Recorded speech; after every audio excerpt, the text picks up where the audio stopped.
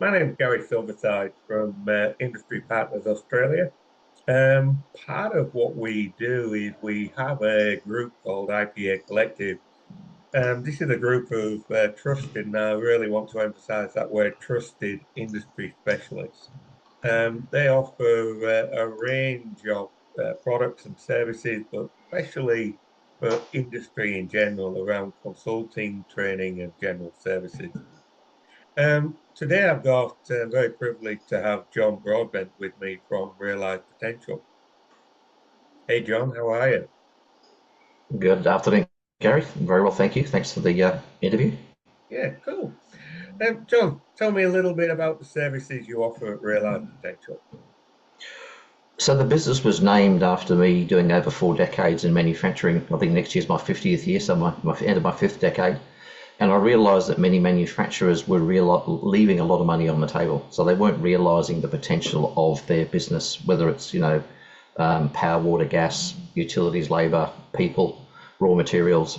And I've seen so much fat and so much inefficiency in manufacturing that I really wanted to look at how digital transformation and Industry 4.0 as a philosophy could help manufacturers do more with less ultimately.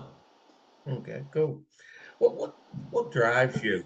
What's your you mentioned about the waste and things like that, but what is it? What makes you feel like you've really achieved something?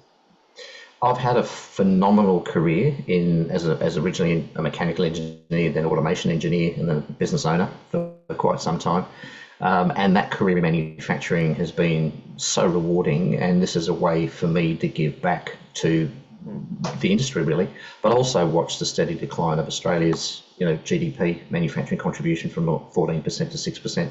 And I'm doing whatever I can to stop that slide so that any younger people who want to go into manufacturing or engineering have a place to work primarily. Yep, yep. Yeah, I fully understand that. It's a critical aspect for me as well. Just to give the people that are watching this an idea of how your organization can help another organization, can you take me Mhm. through maybe a case study or something of which you could share? Sure, I did an engagement for a medical devices business, has to remain confidential, but for a medical devices business, and it was my most seamless engagement. They saw me present a keynote, they asked me to come and do a bit of a workshop for some of their operational team.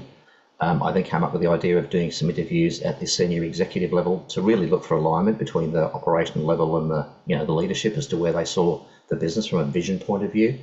And then I took on a part-time advisory role. And I realised after that that's a pretty interesting engagement model.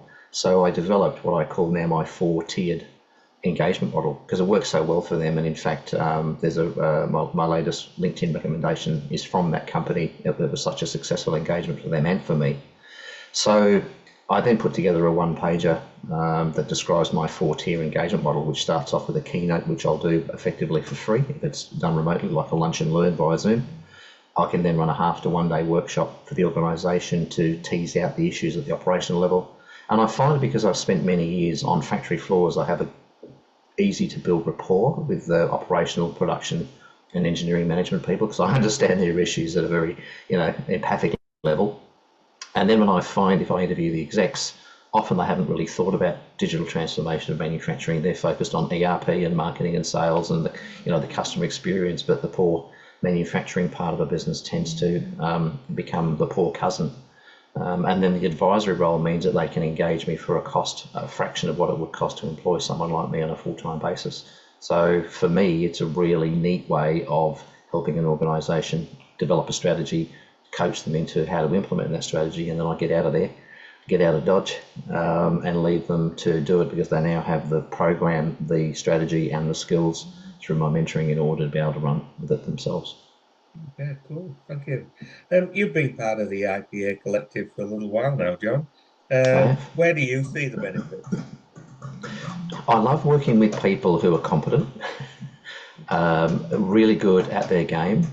And for me, the most important attribute is customer focus. Everybody that I've met through IPA, and I know that's your mantra too, Gary, is to do the right thing at all times by the customers. And sometimes that's a tough conversation. It can be pointing out what they don't see as obvious. But I'm not afraid to have those crucial conversations either. And I found the community that's been built around Industry Partners Australia has really supported me. Plus, there's, we're now starting to cross-refer work. So the know, like and trust piece and it being introduced as a trusted partner really helps with that sort of pre-sale cycle as well. So yeah, it's great from that point of view.